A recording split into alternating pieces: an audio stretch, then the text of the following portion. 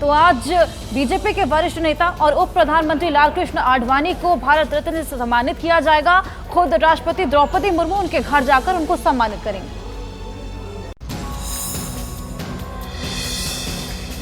राष्ट्रपति द्रौपदी मुर्मू ने शनिवार को राष्ट्रपति भवन में दो पूर्व प्रधानमंत्रियों पीवी नरसिम्हा राव और चौधरी चरण सिंह, कृषि वैज्ञानिक एमएस स्वामीनाथन और बिहार के 2 बार मुख्यमंत्री रहे कर्पूरी ठाकुर को देश का सर्वोच्च नागरिक सम्मान भारत रत्न प्रदान किया।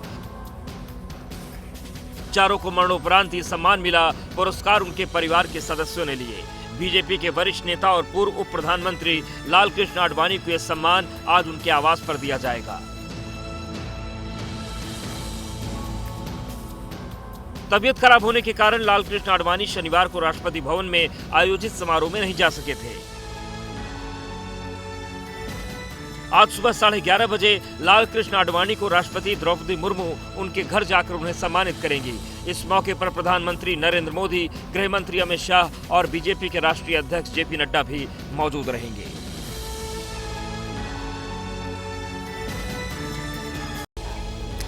देखिए, बीजेपी ने इस चुनाव में 370 प्लस सीट का टारगेट सेट किया है और सीटों के लिहाज से अगर सबसे अहम माना जाए तो यूपी सबसे अहम है, जिसकी 80 की 80 सीट जीतने के लिए बीजेपी ने टिफिन प्लान तैयार किया है।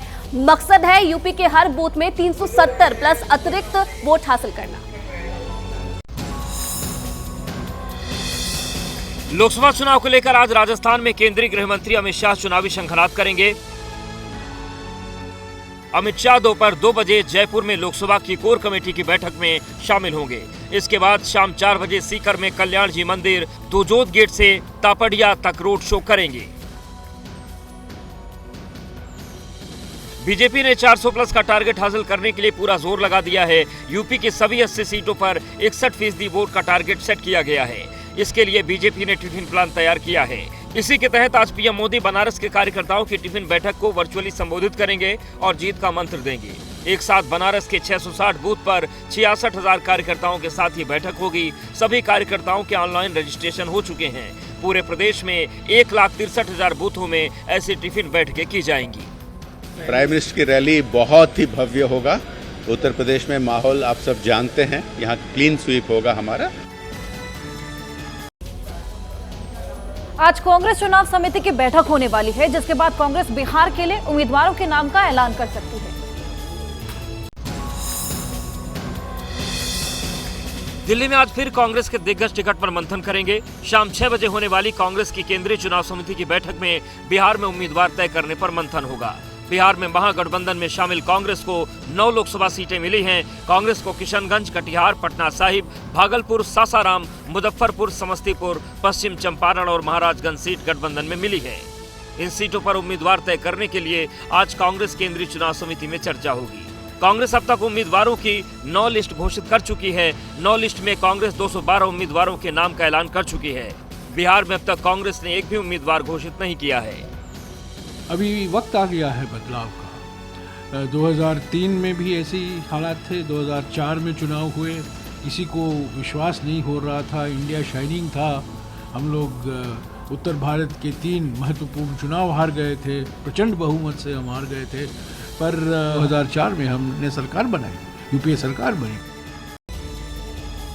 देखिए, पहले चरण के चुनाव में आज से बस 19 दिन बाकी रह गए हैं। यूपी की बात की जाए तो यहाँ पे एनडीए वर्सेस इंडिया में सीधा मुकाबला है, लेकिन इन सबके बीच अब तीसरे मोर्चे की भी आहट सुनाई देने लगी है।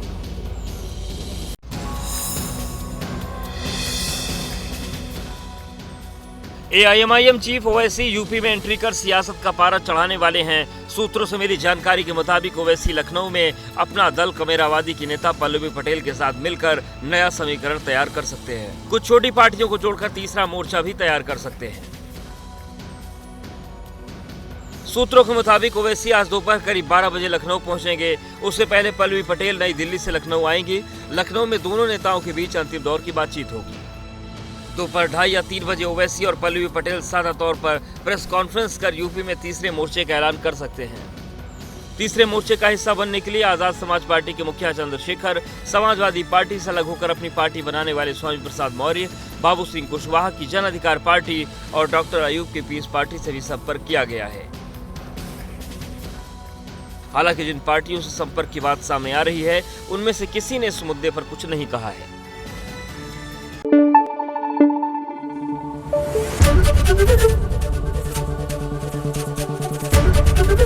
एबीपी न्यूज आपको रखे आगे।